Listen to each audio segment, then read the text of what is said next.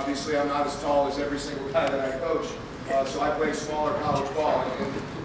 And I pretty quickly figured out, I thought I was going to do business. Long story short, figured out pretty quick I always wanted to be a teacher and a coach.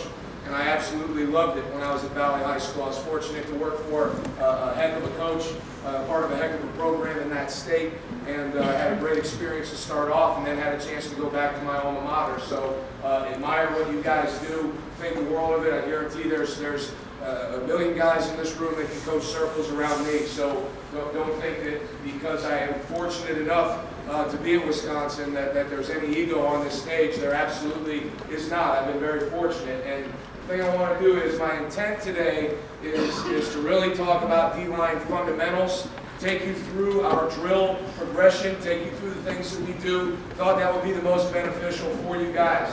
With that being said, okay, if there's something specific that you wanted to get during my time while I'm here, then go ahead and throw it out there as we're going. At the end, at the beginning, just Charlie, hey, what about this, what about that? Whether it's scheme or whether it's what I'm talking about as I'm going. I got no problem switching over to the overhead and talking about and getting what you guys want to get, because you know how it is. You come to a clinic and there's a million great kids did a great job, and this offense is a nightmare. I mean, all my guys, coaching foundation for me. I'd be remiss if I didn't at least share this with you guys. When it comes to deciding on what drills I'm going to do that day, when it comes to deciding what our practice plan is going to be, whatever it may be, something that we're going to adjust defensively, then I'm going to refer to this. When I talk about this, I'm going to go through two lists here real quick and then get into the actual stuff. But decisions I make, I go to these two lists.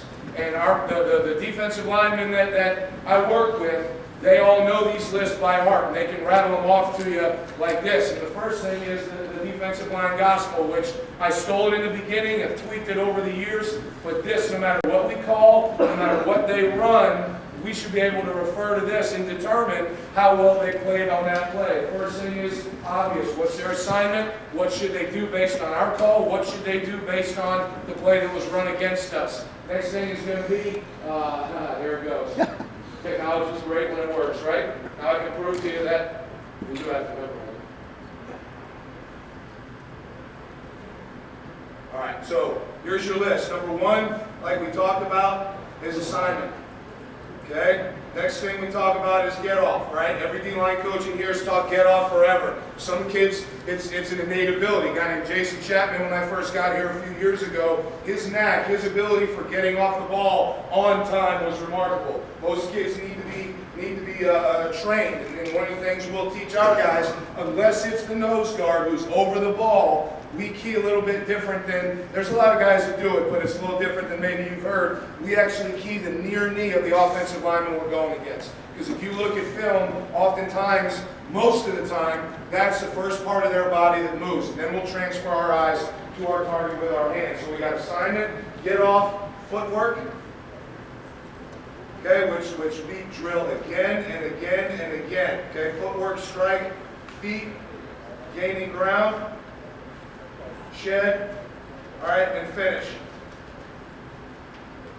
All right, that's the nice thing about PowerPoint. You don't have the fear of spelling stuff wrong. So that's our D-line gospel. That's what we live on. Now, if you look at steps 3 and 4, that's where we spend the majority of our time. So to give you a little bit of an idea, our stance, our base first and second down stance, shoulder width apart, very slight stagger, no more than toe to midfoot in terms of the foot that's back, all right? We're going to we talk to the kids about roughly 70 to 80% of the weight on their down hand. Now, a lot of guys that obviously you play with are going both ways. So I tend to have a little bit of a battle of fighting that offensive line stance when they come to me. So we get that more weight down on their hand, and the big battle we have is making sure that hand is in line with the foot to that side. Okay, what a lot of kids do is they have more weight back. They have more weight back on their feet, and their hand is in the middle. We need to get them to where their hand is in line with their foot, and this other hand is hanging down here in the grass. And we talk about their butt being slightly higher than their head. That is our base stance. So kids that struggle with it, and we do need a right-handed and a left-handed stance, is what we teach. They need to do both. So every drill, we go through with both stances. Every drill all year long. It's just our belief. Kids that have a struggle with this, I tell them, and this is what I used to do when I first learned the left-handed stance. Get them down in a 4-point stance, hand in line, lift their eyes up, and now pick this hand up right off the ground so they're ready to strike. Okay, that's our stance. Our footwork. This is the biggest battle that we have once we get them set in a stance. Again, this is the biggest battle I have with young players as they come, is a 6-inch step.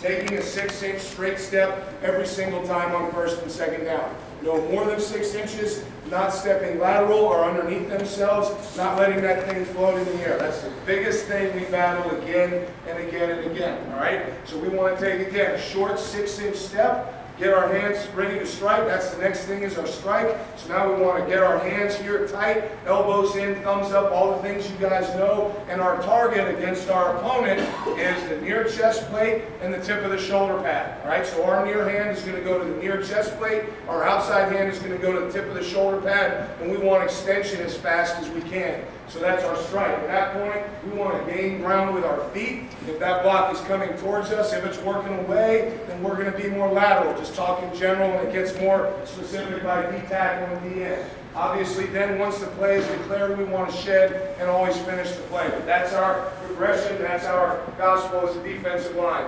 The next thing, all right, I'm embarrassed to say that it took me way too long to figure out a system for this. And this is, Coach, what affects my playing time? Okay, and I finally come to a list of 4 things that I feel very comfortable. I can sleep very well every night because I can go to these 4 things and it tends to handle them, all right? I'm going to try and see if we got lucky over here to see if it works. We got, how about that? I swear it worked this morning. All right, 4 things that affect playing time, okay? First thing is, all right, is can I trust you on and off the field? Okay, that obviously encompasses a lot. Are you going to class? Are you handling your business? Are you the guy that I'm worried about when you walk out of this football office? All right? Second thing is using the technique that's being coached. Sorry for paraphrasing here. It looked nice on the PowerPoint, okay? And I'll get into these things in a little bit more detail in here in a second, all right? So trust on and off the field using the techniques being coached, minimizing what we call MAs and MEs, all right? We separate those two. When we're grading the film, we have missed alignments because we're very specific down to the inch. There may be a kid who's in a 3 technique, but not exactly the way we want. So we'll separate that a little bit. We'll call that a misalignment. And then ME is a mental error. Sorry that that's low. Let me raise that up a little bit.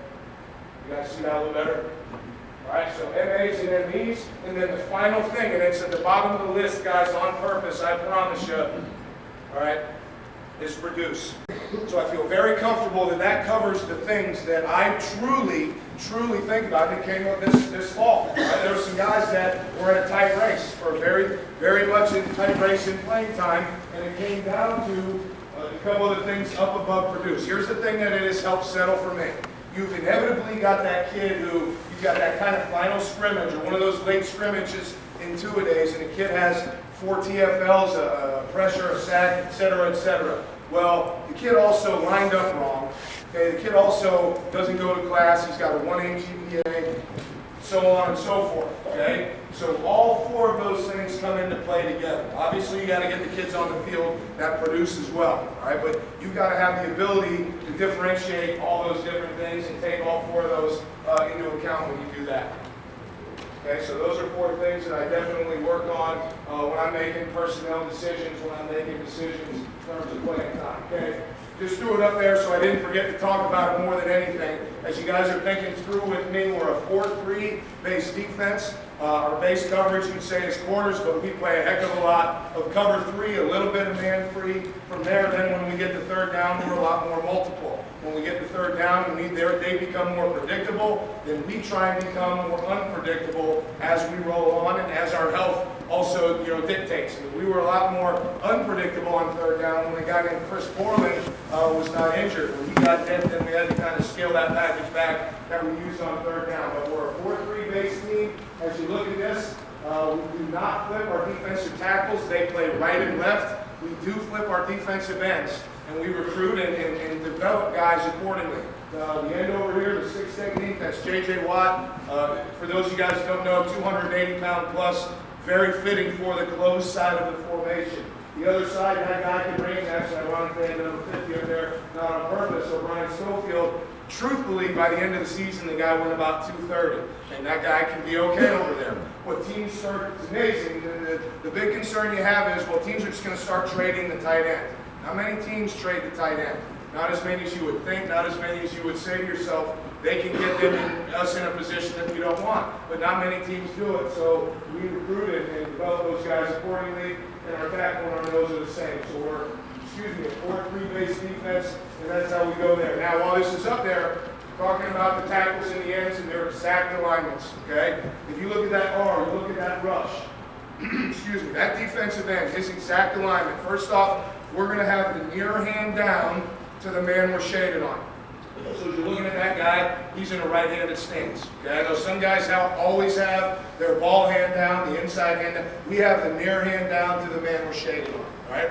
That guy, because he's in a 5 technique, JJ in the other spot would be the same if the tight end were not there. If you're a 5 technique, you are 2 inches outside his foot, 2 inches removed from him, 2 inches with your near hand. And then we talked about our base stance and all that. Because, all right, if that guy zones away, we don't worry as much in our beliefs about getting hands on him. If he zones away from us, we're going to let him go and we're going to shuffle. Now, we're still a spill player. If we get any kind of puller at us, any kind of kick out from the backfield, our job is to fit inside, okay? So that's the base alignment for him. For the nose guard, he'd be in a right-handed stance there, shaded on the center, but the nose guard and also the 3 technique would be in a left-handed stance. His hand is 2 inches inside that guy's foot, okay? So really, you take the foot into account, 2 inches either way, but roughly a 6 to 8 inch difference between a 5 technique and a shade or a 3, if that makes sense. You're that much heavier as a defensive tackle. And the reason is because of the combos and the double teams that guy is dealing with, okay? If that guy gets zoned away, let's just take the nose into account. If you can imagine an inside zone to our right as we're looking at that picture. Imagine the center working up through the nose and that guard trying to overtake. Where we said the 5 technique, we didn't care if he got hands on that tackle. It's different in our world for the nose guard. If we get zoned away, we want hands on him. We want to get long with that near arm, and we want to continue to press him because and our offense does as good a job of anybody, and it's a nightmare every day, but it's great.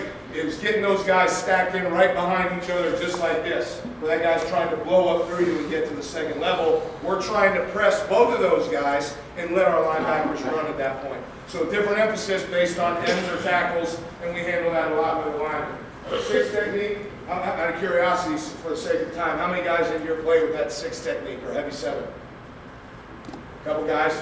Okay, I'm going to roll on if you want to talk about it, because guys, that's a whole other world.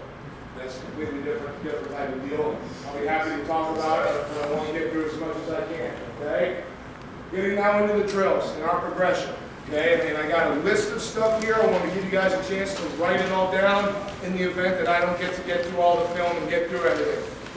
First off, every day as a defense, when we get done with our special teams, our first special teams portion of practice, I should say, because we do special teams at the beginning and then another segment right in the middle. When we get done with that first segment and we get to individual, we take the first 5-minute block and we do a circuit as a defense, okay? And it's 3-station circuit. So one of the stations is doing tackling, one of the stations is doing block protection or block destruction, where we'll work cut blocks, we'll work high blocks, we'll work various things there. And then we've got a turnover station where we're working strips, we're working scoop and score, we're working all the fundamentals of those things. Part of the reason, these are the 3 things that, irregardless of position, that you've got to be good at. One of our goals, which it will continue to be, is we want everybody to be able to coach the same phrases, the same things, the same fundamentals. We want to settle on that and also give us a chance to coach other position groups as we go through that. So our tackling station, our block protection station, where quite honestly a lot of that becomes cut blocks, because we want to be able to control that environment for safety's sake, and then our turnover section. All right, so then the next thing from now is starting to get into D-line. So we get through that. Now I go through my drill sheet. I literally have a sheet of drills. I actually have it in my backpack in case this thing completely took a dump on me. I've got a list of all my drills, and then across the top I have really a grid for dates. All right, so I'll put in the dates there for 2-a-days. And I'll check things off to make sure that I'm not missing anything, that I'm hitting things enough as we go through camp. I want to make sure that we're handling everything going through that. But the first section is just 2 drills. One we call back square, which I have on film. You can just jot it down without getting into too much detail. The other is where we're working through ladder. And because of our progression, normally, obviously, most schools I haven't done this, but because we've got a little bit of slow time there, we stretch, then it slows down for the D-line a little bit during special teams. I feel like I got to get them going again, and get the blood flowing, that kind of stuff, but it is still very D-line and base. So that's our agility stuff, and I'll alternate between those two. All right, so now looking at this, looking at your back square, here's the setup here. Okay, so look at this right here. You guys trust me, I know how lucky I am where I've got equipment and people to help and all that. This phase right here, this first set of agility bags right here is your traditional changeup. 1 in the hole, 2 in the hole, shuffle, etc. So this part of it will change. Once they get to the end, they flip their hips. Now they want to shuffle laterally through here. Again, normal fundamentals, you want to have your knees bent, your hips down, and now they're executing against a cut block right here, where we've got to fire one of those orange balls to simulate the cut. When we talk about defeating the cut, how much you guys can deal with cut blocks before I burn time? Enough? Okay, when we talk about defeating the cut, all right, when it's an actual human being, we want a hand on the helmet and a hand on the shoulder pad. We also talk about keeping the fingers out of there, so flexing our wrists, using the butt of our palm, using the meat of our palm right here, and making sure our kids punch out and not down, because 90% of kids want to punch down, which we know allows them to get into our legs. So those are the biggest coaching points. Knees bent, butt of your palms, helmet, shoulder pad, and make sure that you're clear in the back leg as you go through, punch out, not down. So that's what we're executing right there. So you've got an agility, fundamental right here where we're working to feed a cut, and then on the back end, we've got a little bit of a pass rush feel in here where we work our hip open, and I'll get more detail into that once we get the pass rush. So you've got an agility deal here where they're getting their blood flowing, it's long enough, but you've got some D-line skills involved here too, where it's not just burning time. Okay? Then our ladder progression right here. As you get to the ladders, now what you're looking at is your traditional speed ladders right here. So what we'll do is, again, mix up the pattern, 1 in the hole, 2 in the hole, the Yankee shuffle thing, whatever you guys call that. They're working through this because the thing you find, just some general agility things like this, we tend to lose sight of during the season. You know, you're working so much on step, hand placement, reaction, play reaction, all that. You lose sight of all that work you've done in the off season just to keep the simplest skill of having quick feet. So this is something, again, real quick shot at the beginning of practice we can work through. So they're working that skill through the ladder, but again, to make it still D-line specific, at the end of the drill, they're going to activate their hands, they're going to turn their toe, and they're going to reach with their outside arm. First year I got here in 2008, this is my third, 2008. We were, I think, 10th out of 11 in the league in getting sacks. Not real good for me, right? So as I went back and studied the film, and fortunate enough where I was able to get a bunch of film from other places, the biggest skill that jumped out that we did not do, and I'll try and time this up, is that right there. See what both guys are doing right there. We were so close on so many sacks. And if you get a chance to go back through, pull up your district's sack reel, or your team that you would respect, and pull up their sacks. That will be a huge part of it, as simple as it sounds. But we try and train it to be muscle memory. All right? And that's one of the things that kids get so sick of. Guys, I'm simple. I really am simple. You're going to hear more me talking about 6-inch steps and hand placement and things like this, and you want to puke at the end of 50 minutes, and I get it. That's okay. But reaching with their outside arm is a skill that we will pound into their heads until they're sick. That skill right there. So they get to the end of the ladder, they activate their hands, knock those arm pads down from the manager, turn their toe, and reach with the outside arm. A couple things being accomplished, and we'll get to this again here in a little bit. When they reach with that outside arm, right, picture I'm going this way, when they reach with that outside arm, their hip is opening, and obviously they're reaching for a strip and reaching for that sack. When I reach that and open that hip, you'll see a nice example here in a second, I take away a big part of my blocking surface for that offensive lineman. So I'm coming around here, picture the alignment here. I now take away everything except his near hand. His inside hand, if you can picture that alignment looking at the screen, can now no longer reach me. So I've now cut him down to one thing, his outside arm, or his near arm, however you want to look at it. His near arm is all he has left. So if I can defeat that, now I've got a chance. And that skill helped us jump from 10th to first, and then again this year second, and that was a big part of it, was that simple skill right there pounded into their heads. Okay? So again, working through the ladders, one in the hole, two in the hole. There's JJ right there, active hands, turning the inside toe, reaching with the outside arm, getting the agility skill, but also getting some D-line skill work in there as well. Again, just a different pattern, two in the hole, but we're working where they're turning both ways and reaching with both arms. And then here's an example of where it shows up in games. Look here at the right defensive end.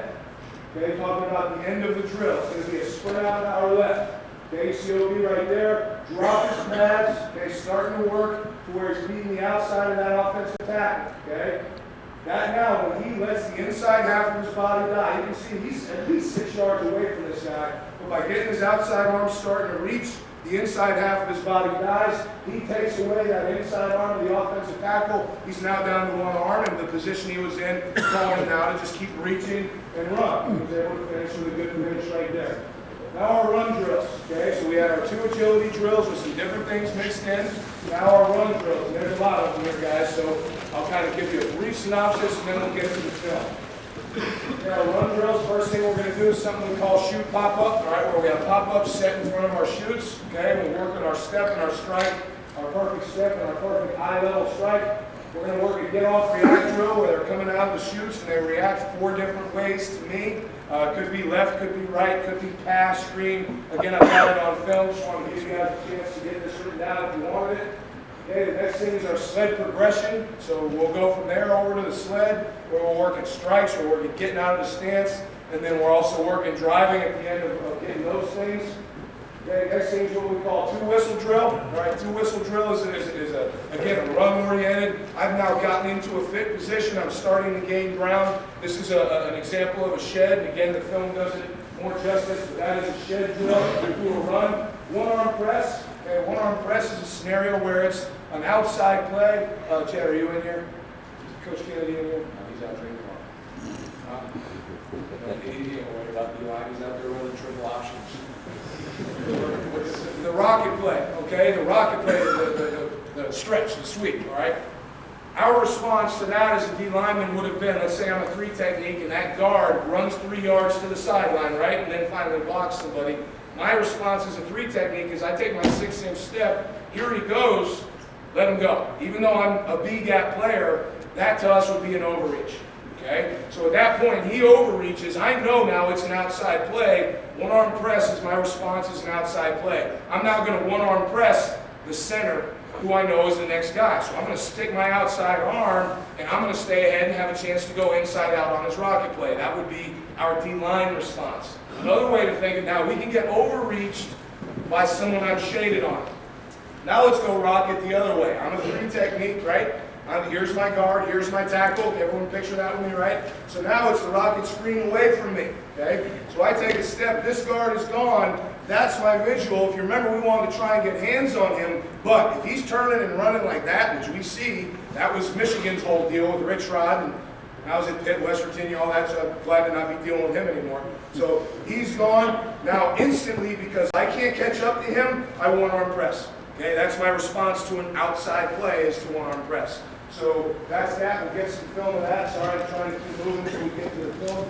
Push-pull. I underused push-pull up until really last year. This is a drill that is designed if you're reached. Okay, picture I'm a 3 technique on my right, your guy's left, and I got reached to this side. Okay, so now here I am in oh shit mode, right? To get back into position, to get back into my gap, I want to get long with the arm to the gap I got to get back to. I will throw my hip back into that gap and I pull with this arm to get it fixed. If I get back to a position of advantage, then I arm over and I play ball. While that is the skill that we're working, if you're reached, the thing that has carried over now is the kids have gotten so much better at staying square at the line of scrimmage and pressing with the appropriate hand. So even though they don't know it, you're getting some multiple things out of that drill. Okay, so that's push-pull. Next thing we talk about, again, just one-on-one footwork. So up until this point, all right, when you're going through there, all you've worked is really step and strike, step and react, step and hit. Now you're getting some If you look at the two whistle, you're telling them they're fitted up and shedded. One arm press, you're telling them that it's a stretch. You're building muscle memory, okay? Building it. Here's your response. Here's your response. Da, da, da, da, da. However many thousands of reps muscle memory is supposed to be. That's what we're building. Now you finally get to one-on-one footwork, which we'll do under the shoots when we finally got them. You don't have to have shoots, but now it's just what you think it is, okay? Got a guy as an O lineman, got a guy as a D lineman, you got me standing back here, there's 4 going at a time. And I'm giving them one of a couple things. Reach, down block, pass. It's that simple, okay? So now we train that 6-inch step again and again and again. And now we get here, and those kids who looked perfect, I mean, you're proud, right? I mean, they're stepping into that sled. Coach Bealman was right there, and he's going, yeah. Yeah, we're moving. Then all of a sudden you tell a guy to do this, this, or this, and they look bad. So now you got to take that and now to where they're reacting. Now the guessing stuff starts to get in. Now them wanting to do more than they really need to do, not trusting what we're talking about. And it's fascinating how most guys, it takes a year to half to get to where they can react with perfect footwork. It just does. Some kids pick it up faster, but a simple thing like a 6-inch step, and Bo Allen, Bo Allen is a true freshman defensive tackle from Minnesota. I'm sorry I'm getting off, guys. I know you want to get to the film. Where's the boss? Not here? Sorry if I go over. But Bo Allen is a true freshman defensive tackle from Minnetonka, Minnesota. Maybe one of the most advanced learners in terms of picking this type of stuff up I've ever been around at that inside position. In my opinion, like when I'm doing this one-on-one stuff, it's about 70% zone away, 30% zone 2. Zone 2 to me, that's pretty straightforward. You got a guy coming at you, you step, you strike, you get ahead. Fellas, in my opinion, it's the zone away that's the nightmare. Okay, because you got that cat, I'm trying to get hands to him. Is it stretched? Are they getting where they're back in position? The temptation now is to turn their pads and run to catch up, and now they're getting their ass kicked because they're sideways and the other guy is square. Okay, so from that standpoint, it took Bo all the way through the season to get where he was really good at it. But he came up to me after camp. This kid was highly touted coming in and all that crap. But he came in and said, Coach, I had no idea, because you know, you take a step, you know, the old coaching point, and forgive me if there's anyone in here who believes in it, I just don't, where you replace your hand with your foot. I'm sure we've all heard that at some point. I don't believe in it because if you take, that's a yard and a half step. By the time your foot hits the ground, that son of a bitch has you reached and then some. So that's why we try and get our foot in the ground. So I apologize for digressing. Piggyback combo, okay? So we talk one-on-one reactions, piggyback combo. What that is kind of what I've alluded to a couple times. Coach Bostak coaches as well as anybody. Now, I picture me being the defensive lineman, picture my fist being offensive lineman. Here's this guy right here. Here's this big son of a bitch standing right behind him. Okay? And my gap is the one that should be there, right? So now we put him right here where there's no gap left, and we teach him how to respond to that. And we're going to press into the near pad of this guy. What kids want to do is they want to turn and try and create a crack that isn't there. So when I fit him up, I put him in position on this guy, I blow the whistle, if you can picture those two guys. So the drill starts here, they're stacked up, you'll see the film, set, go. We're pressing right in front of those two guys. And if a divide happens, okay, then we drive our shoulders in the crack, we keep our hips working up the field. I'll show you the film, it'll make more sense, okay? That's piggyback combo. Angle pods, that's when we're working angling to another gap. If I'm angling across a guy, I have that on film, I want to get moving here, okay? Slip cut, that's where we get a guy comboing up to a linebacker, and the next guy next to me is going to try and cut my knees out. It's the only time we'll allow our kids' hands to divide like this, right? I'm striking this guy, and they say it's legal because I'm engaging him, and he climbs to the backer. This next guy cuts. I'm going to keep my near hand on him, and now I'm going to protect myself with this near hand. You'll see that on film. Straight out cut, another cut drill where we are working a first cut, a second cut, and then you're working on to a tackle. Pods versus the O-line, that's my favorite part of practice. I'll get to that in a second. Power double is defensive tackle specific. The power play, as we've seen it, has changed. You can picture a traditional power play at the 3 technique. It used to be a vertical push up to the backside backer. That for us, and I'm sure for a lot of you guys too, has changed. If I'm the offensive guard, what they're trying to do now is literally pull that 3 technique into the A gap as the tackle blasts down on him and then climbs up. It's not about vertical push anymore. They're trying to knock him down laterally. That's what we're seeing the most, so we work on that. Pull reactions by the D tackles, I can get into detail there. 6 technique we talked about, and then spread reads. If you guys want to talk about spread reads with that defensive end, whether he's a Q player, quarterback and a bend back player, or has the dive, the cutback player, we're a little different with where we have our eyes, and I like what we do. All right, so finally, let's get some stuff here. Go as fast through this as we can. Okay? All right, shoot pop-ups. So you see we got the pop-ups here for the shoots. They'll come up. There's 4 different patterns to their footwork, and they know it. They come up and they look at me. I'll say right-hand base. So they'll get a right-handed stance, take a base step, looking for a perfect strike. I want to see their strike at eye level. That's big. A lot of young kids come in and their strike is down here. They're punching down here. Their eyes go down. They get top end. So you want an eye level punch. You want a perfect step, and then you want to run through me. Okay, so right-hand base, you see they came back around to the top. Now they're working left-hand base. Get all the fundamentals of a strike. You see JJ's eyes are down there. So obviously there's always stuff to fix. But perfect step, perfect strike, eye-level punch, all the things you're looking for. Tattle hit there as a young pup. So, see it? Okay, so now again, just carrying some of these things over. If we look here at the left defensive tackle and all the things we just kind of talked about, there's your double team. Okay? You look at his first step, he's a little bit. Okay? His first step is a little sideways, but it's in the ground fast. His second foot is in the ground. All of his focus is on the near plate of that offensive guard, trying to get the left hand to the shoulder pad, the right hand to the tip, keeps pressing through them. And as our bagger comes up, they've eventually got to come off. If we can hold, keep popping our feet, once that thing gets soft, now I've got a chance to make a play right there. Okay, our sled progression is the first thing we're going to do in the sled is get on our knees and work our strikes. Okay, so they're down on their knees, not worried as much about them getting their hips into it. Obi's actually getting his hips in a little bit more than I want, but they'll get 3 quick pops. Hit, hit, hit, and then we roll through and the next guy comes in. But again, looking at an eye-level punch, elbows in, quick strike, and get that thing going right there. There's Lewis and David. A decent year, got to get more out of it next year with JJ being on. But yeah, just working on muscle memory, guys, again and again and again. Like I said, I'm simple, but I'm going to try and beat it into their heads as many different ways through drill work as I can. But the ultimate thing is we're looking for that list of 7 things. Sign and get off, footwork, strike, feet gaining ground, shed, and finish. Those are the things that we're working for when we're going through these drills. So there's your strikes. They go through this. A good picture of that. So get a handful of reps there, and then we'll move on to the next thing, which is probably what you would imagine. Next thing we're going to do is we're going to put them into a stance. Okay, so here they are. Let's see what's up better angle like that. There we go. Okay, so now what we do is, you see them moving down the line, they get into a right-handed stance, they get into an outside shade. Alright, so as they're working their way down, here's a better view of it. So he's going to be in a right-handed stance on this pad and this pad. Then when he gets over here, he'll be left-handed, and work just a quick, easy shed as he's working there. But I'm looking for 2 to 3 perfect steps. Okay, so as you look at their footwork, you should see their foot in the ground fast. You should see an eye-level punch. Then you should see them snap down and get in their stance as fast as they can.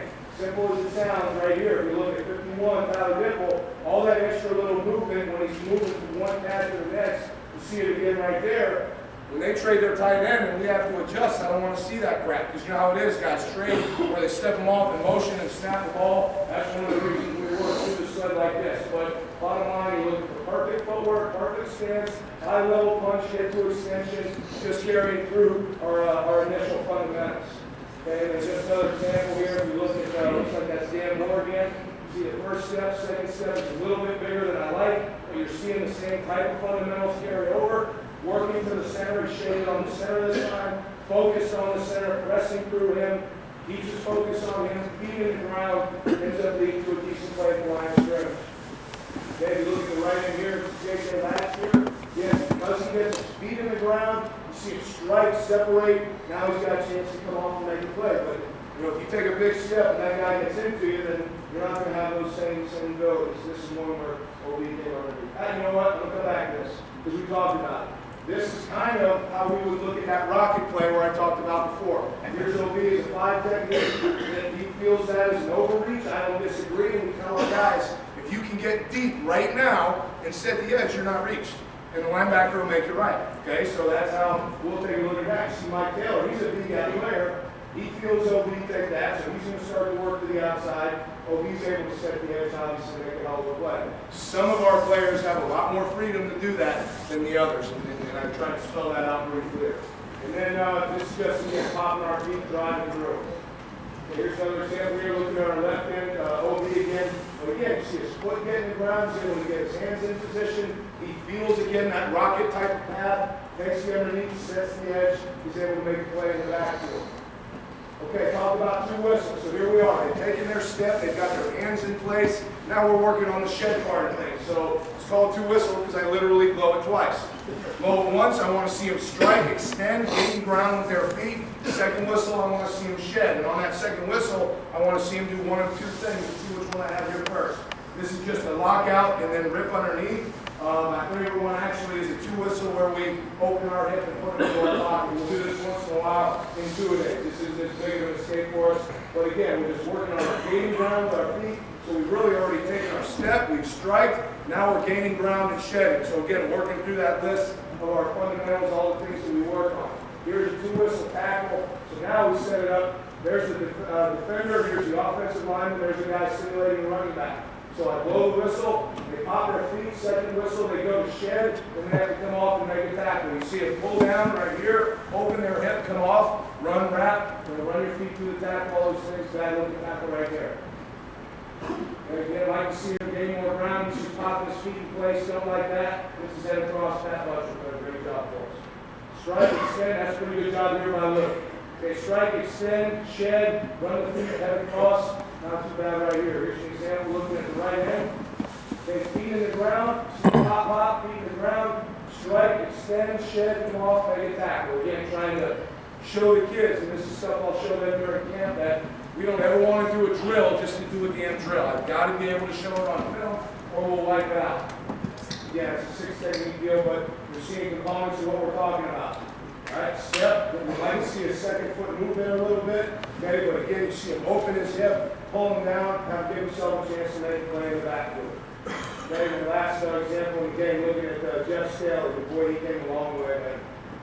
In a couple of years, we got a chance to work together. He's a great kid. He's actually on the practice squad for the Broncos right now. Really proud of him because he was a tight end, he was an O-lineman, he was deep, back to O. The kid finally settled in and did a hell of a job. But either way, you see his feet getting the ground, he's higher than you want, tall, that was a problem for him at times. But you see him on his target, like see him extend, but there's the shed part. And again, he's not thinking about it, it's muscle memory. All right, here's your one-arm press. Okay, so they started in an outside position. Okay, they're cold, and it's good. You imagine an outside play. I blow the whistle to start it. They get to a one-arm press. You can see they're working flat, get ahead, knowing that it's an outside stretch. Then I blow the whistle to end the drill. If I look at this drill compared to this drill, I'd rather see the end more. The guy in the middle hold his two-hand press longer because he comes off so early. See how he's sideways? He's put himself in a bad way right there. Hold the two-hand longer. Once you get ahead, get to a one-hand and take it from there. Okay, some more examples in the New York. Pretty good look there by those guys. Okay, look at the left end right here. Okay, strike, extend. There's your one-arm press. He knows it's an outside play. Leads to something right there. Here's your left tackle right here. Okay, there's an example where the zone's going away, the fast zone away. So he one-arm press that tackle coming down on him, allows him to survive. Now this is a combination of the two whistle and the one-arm press. So I'm here and I'm telling them it's either inside zone or it's outside zone. They need to make a decision based on what the play is. All right, so here it's an inside zone. You see the running back coming downhill, so you should see a two whistle put in your pocket. Look here at the end. Because that running back's downhill, it declares their shed. See if we can get an outside example here. Yeah, there you go. There's stretch example. So now they're getting to a one-arm press, when to use those different sheds and how it applies. Okay, so here's your one-on-one footwork that I talked about. Put them underneath the shed. These guys with their backs to us are simulating offensive linemen. And again, you see, now you're starting to see like 79, whose footwork is really good for us most of the year, but we get into one-on-ones. Now he's taking a big-ass step and he's crossed over. You get into where they're reading and seeing things, it's not as clean. That's pretty good by Dan Moore. Number 45, first step in the ground, second step. That's a really clean grab. Puts in the ground, hands, good strike, high level punch. We'll take that every time. time that you can have. Again, just some other examples here. Again, you got stretch to them, or zone to them, zone away, and pass, and that's about all you'll show in that picture right there. Okay, looking at the left end. Okay, you see the second step crosses over a little more than you'd like it to. A good strike and extension obviously makes a nice play coming down the line. Jeff is a little bit late off the ball, but look at his footwork, okay? That left foot is in the ground, that second step is in the ground quick. He's able to work ahead and be strong and take the point of attack. Okay, let's get on to some more drills here. We got a bunch of examples, all that. Okay, the one right here, right tackle, again, that's big Jeff Steele. Foot in the ground. Staying square, staying firm in the line of scrimmage, press it until the running back declares. That guy's could be cutting back here, so we don't want to escape yet. That guy's cutting back here, we want to squeeze. He commits this way, now I want to shed and come off the back. So hold him there, and then here's your piggyback drill, okay? So here's your defensive lineman, two offensive linemen stacked right there. Blow the whistle, and then there's your moving combo block. We want to keep up with, stay as square as we can, as long as we can. If a crack shows up, we put our shoulders in the crack, we get back to vertical, our hips up the field as quick as we can. We don't want to turn our hips too much. But this is worst case scenario. Get 2-on-1, back into each other where there's no gap to press ourselves into. There's another view of it right here. Let's look at this one right here because it caught my eye. So they're stacked up, they're in that combo position. You can see Dan press, press, press. Crack starts to show up, that's a good job by him. Puts his shoulders in the crack, but hips still keep working on the field. Good example right there. See, we've got a decent example here looking at the left tackle, and not so much, that's not a real piggyback. So they're right in. And do good fundamentals, but doesn't apply to the piggyback. Still a hell of a play. Now this one, unfortunately, this is where it's drawn up here for a second. The film went bad when I checked it this morning. But run pods. You've been to our practice, you'll know what I'm talking about right when I draw this thing up. But this, our freshmen hate it, but they learn to love it because toughness, how many reps we get in a very, very quick period, this is a hell of a drill now. Okay, we call this pods. All right, what we'll do is we'll have a 6 technique, a 3 technique, a backer, we'll have a nose, a 3 technique, Mike, you guys all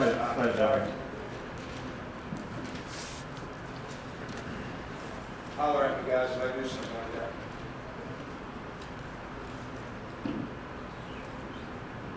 Okay, so this is all on like we do it on the 10-yard line. Okay, we'll have a manager right here. Okay, where that X is, a manager right here where that X is. We'll have a 3 technique, a 6 technique, an outside backer, a 3 technique, a nose, and a Mike backer, a 3 technique, a 6 technique, and an outside backer. And then right here we actually use kickers as running backs and managers where those X's are. What we're doing is we'll start here. You got Bostad right here, you got me right here, and we're literally running from pod to pod, coaching as fast as we can. It's easy for us, we're in the same defense every time. Bob's giving a signal for what offensive play he wants.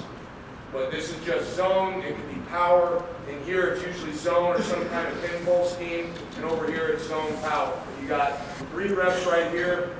Bob's guys don't ever come off to the backer until last minute, so it's a nightmare for our guys, but it's awesome because it's worst case scenario.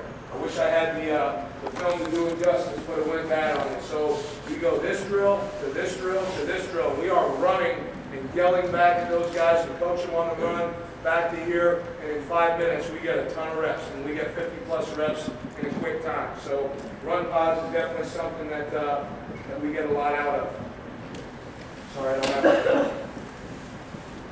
That's after individual.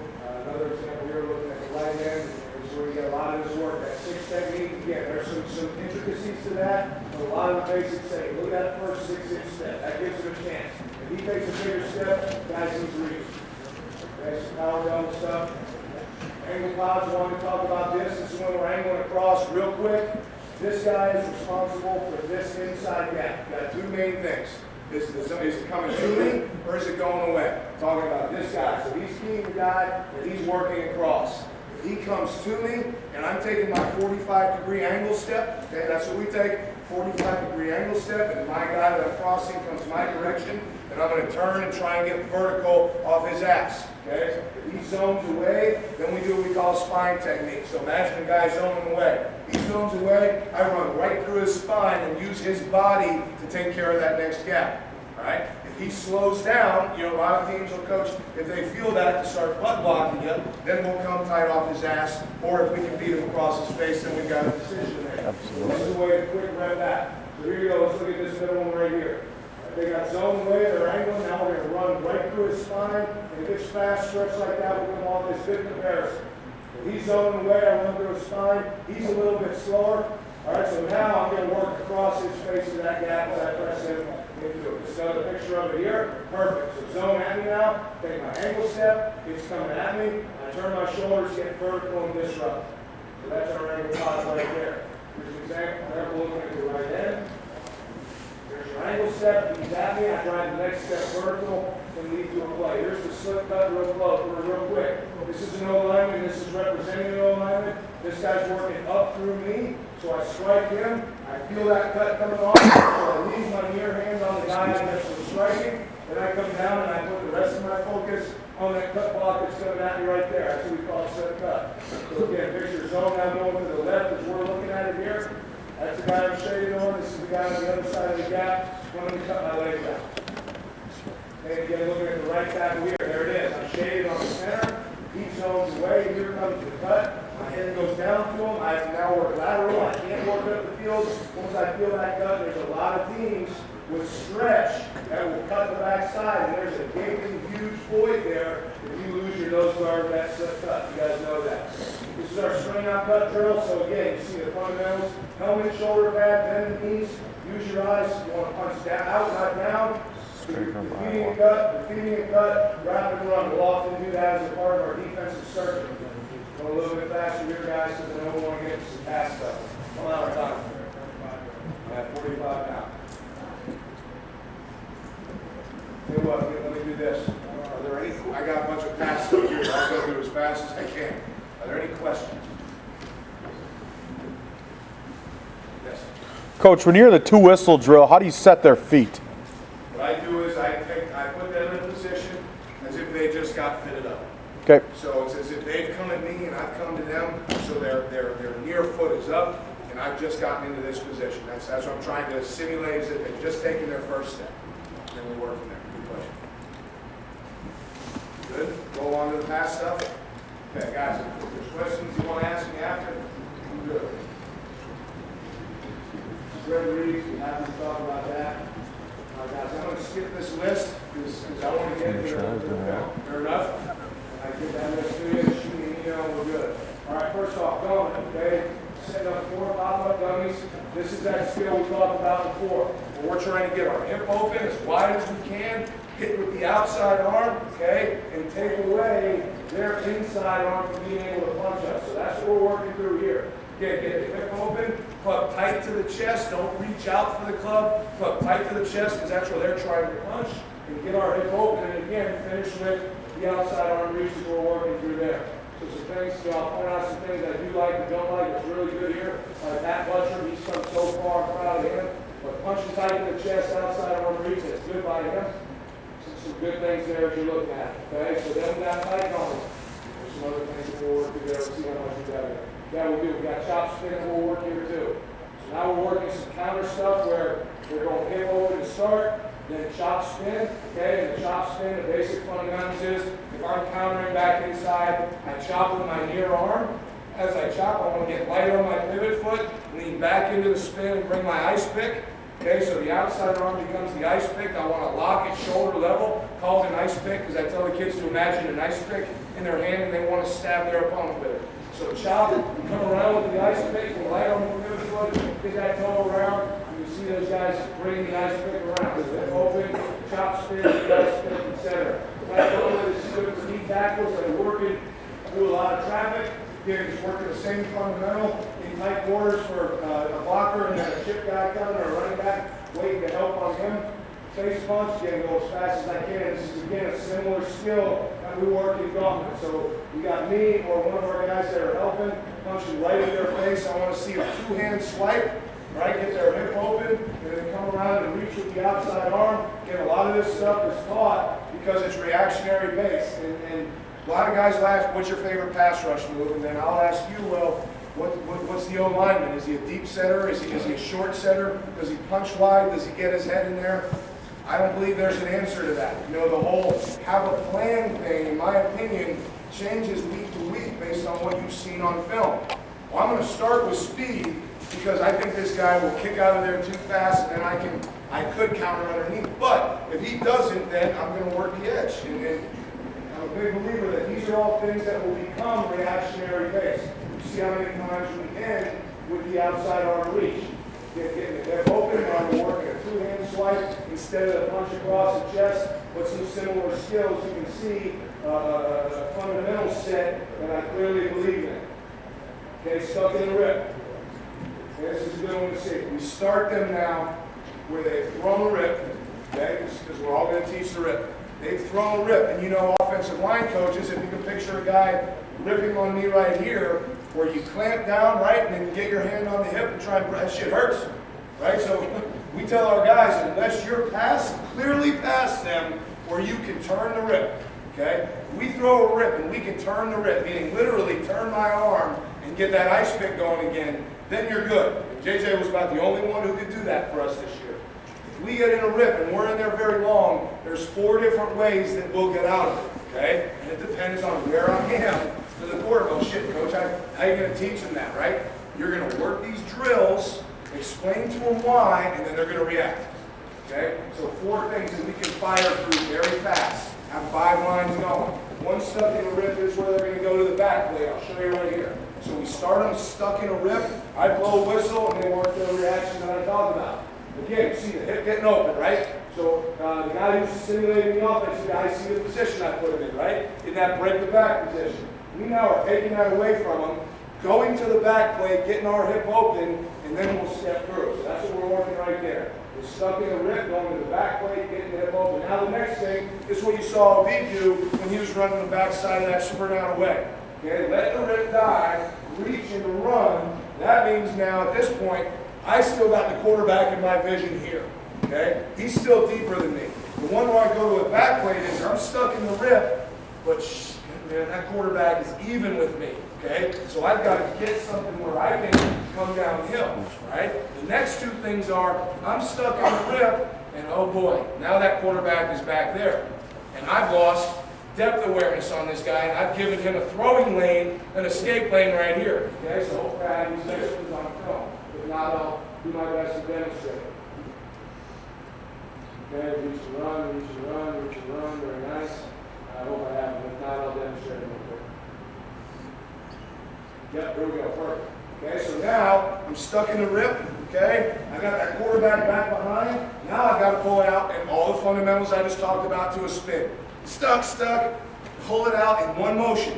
You're going to pull it out, bring the ice pick, and put yourself in position where now you can affect that quarterback. Okay, another response when you're stuck in the rip. Again, good. Okay. I've mentioned okay, so now we're stuck in the rip, coming to a spin, and hopefully I have the hump on here. Is that it? No, that's spin. Okay, sorry if we're going to do this stuff, guys. I do all day. All right, there's one more. All right, stuck in the rip. Okay, here I am, quarterback's down here. I stick my outside foot in the ground. When I pull that thing out, I go to a hump, which is the inside hand, knocking him back up the field because my quarterback is right there. Now this one, you just, whenever you guys stop, you stop. Now I'm going to keep rolling until I get the closing. Step cross spin. So this is selling an inside move and then spinning back outside. Okay, so I'm going to step. I'm going to take a short crossover step and spin back outside. So for defensive ends, they do it after a couple steps. Defensive tackles, they're going to do it right at the line of scrimmage. You can see the young guys are a little bit harder for them. But once they get it down, then it comes again. Step. Chop, cross, spin, come back with the outside or the outside arm being your ice pick. Sell the inside, you see the chop. All right, so here's a step cross spin example one-on-one. There's Jordan Duke from Waupun. He was having a hell of a year, got injured, came back and did a hell of a job. There, step, Bring the fight inside, bring the ice pick around so they can't recover. Gives you a chance. Okay, hoops. This is our base hoop stuff. We're working a couple things. Working timing of strike. One of the things we tell our guys, when the guy's kicking back, okay, you're going to strike a little, for us, we're going to strike a little bit earlier than we normally would on pass rush because we want to guarantee that separation now so that we can get to work. So we're working strike timing, then we're working a chop and rip, and then we should be reaching with the outside arm. There you go, that's good. Right. Strike, chop, rip, reach with the outside arm, turn in the corner. Okay, looking here at OB, you'll see some reach examples, some jabs, to get the guy to freeze. That's one thing. If you got a good defensive end, man, if you just tell him to jab, oftentimes you get two things. You'll get the tackle to freeze, you'll also get him to punch. It's just, it's reaction. A lot of times you threaten that inside, you'll often get a punch. But there, he threw the rip, but he was able to turn it. Now he's reaching with the outside arm, straining to finish, all that good stuff. There you go. So this is one of our strip drills where we're working the hoops. Obviously the outside arm reach, obvious, reaching for the ball, scoop and score, all that good stuff. Going the wrong way there, notice that? There you go.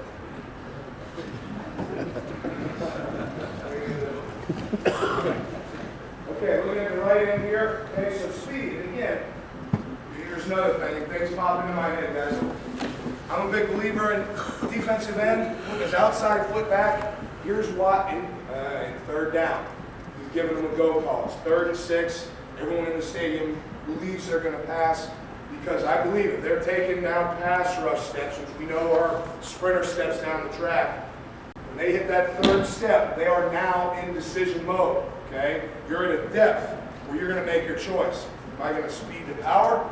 Am I going to fight to win the edge? Or am I going to counter inside based on quarterback and how this guy's setting it?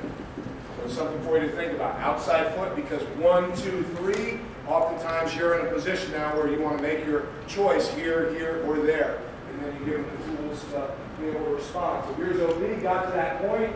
He now has got the edge, so you can see he's throwing the rip, letting the inside, watch this, now he's in the rip, and you can see 76, he's trying to do it. He's trying to get his back broken like we talked about, so OB now is just going to let it die. That guy falls off, get the reach, and leads to a play. All right, simple as this sound, let's talk about turning the rip again, muscle memory. Simple drills that apply, that give your kids a chance to have muscle memory. Now I've gotten past the rip. All we're working here is the turn, the arm bar, the ice pick, whatever phrase you want to use. So they're working upfield, they're turning the ice pick, turning the toe, reaching with the outside arm. Okay? Wasn't do that. Here's an arm bar example in one-on-ones against Big Josh, JJ. All right, so it goes a lot, just what you saw on hoops, right? So he gets off the ball, he's gotten that 3rd step, it's decision time. He goes for the chop, goes to throw the rip, here comes the rip. Now he's going to turn the arm bar right there so that Josh can't recover. Again, you know, seeing those things. So this is a similar deal here, where we're starting. I believe there's 2 different styles of power rush. Defensive end's power rush, and your D-tackle's power rush. Defensive end has the advantage of momentum. He gets upfield to that 3rd step and sticks, and that guy's even. I'm going to try and surprise power his butt, because I've got running ability in him, and that guy's sitting, even though you're undersized. Defensive tackle, you're engaged right now. So offensive linemen, they're always fighting to get inside hands, right? They're going to try and sit and all that crap you guys teach. God bless you. Right? So they're going to set and do this. Well, we're going to try and match that. We do what we call a sumo drill, and it's just what it sounds like. Start here, the other guy starts the same way, hand in the chest, hand on the pad. I blow the whistle, and we're both fighting for inside position. I believe that's how a D-tackle needs the power rush, because here's what happens. I'm working for inside position and gaining ground. That offensive lineman's having to sit and do this thing, right? As that guy's going to get inside hand position and I'm going to gain ground, a shoulder's going to get soft. So here he goes, right? A shoulder becomes soft. At that point, think back to our run talk, push-pull comes right into play. All right, so here I am, and that guy's shoulder got soft. Push-pull, and I'm going to power inside to when that shoulder got soft. So it applies right there. I'm not saying it's right, it's my belief, okay? That's what I believe. Again, carry over. Okay, pull the plug on me whenever we have to. I get it. Okay, so now here again we'll work the power. We get along with the arm throw rip. Okay, 3 cone. Again, you'll see a lot of components in what we've already talked about. Getting them in their pass rush stance. The guys, the stances. Some guys get into a 4-point. We definitely give them We give them a lot of freedom. If I'm a 3 technique and we give them a go call, they understand their lanes, okay? That 3 technique can truly align anywhere from the center to the inside half of the tackle, even though we write them up as a 3 technique on the board. If we're telling 4 guys to go, the outside guys have to have what we call depth awareness, can't get too far past the quarterback. The inside guys have ratio awareness, can't end up with 3 on one side, 1 on the other. Beyond that, it's vision and all those things. So, we lost track. Oh, getting in their stance. Some guys are in a 4-point stance. Now, most of us are keying either near knee or keying ball, okay, in terms of what we're looking to get off. Now we're getting in their pass rush stance. You'll see 3 cones set up here, just again working on getting off out of a pass rush stance with bigger steps, because I spent the whole damn practice teaching 6th step. Now I got to get them to change gears to get into 3rd down. So we're getting to the top, turning the toe, reaching with the outside arm. They're the simplest way to coach it and get her done.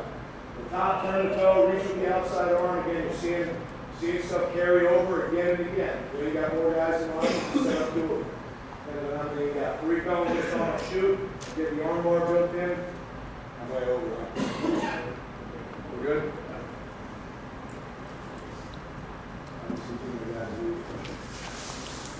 All right, yeah, power skill. Sometimes, not a huge believer in this. If you got a guy with real long arms, and this guy's got a chance to power with the inside arm. I'm a little bit more on that one personally. Frankie, can I steal you, or where's Coach Patrice? Way at the top. Oh, what do you want? Coach, can I steal you for a second? I'll teach you this, guys. I get it. I'm wearing your asses out. Okay, can you guys see it? Oh, you probably got to come up here. Good. All right. What this drill is right here, this is just, again, teaching our guys active hands. A lot of you guys have probably seen this, okay? One guy starts with his hands on the chest, the other guy's going to end up in that same position. Wrist, elbow, okay, and then we replace. So I'm working 2 things. I'm going to go with my near hand to his wrist, and I'm going to go right to his elbow, and I'm going to replace. And then he's going to do the same thing again. He's going to go wrist, then elbow, and then replace. And I'm going to do the same thing, and he's going to come get wrist and elbow. Okay?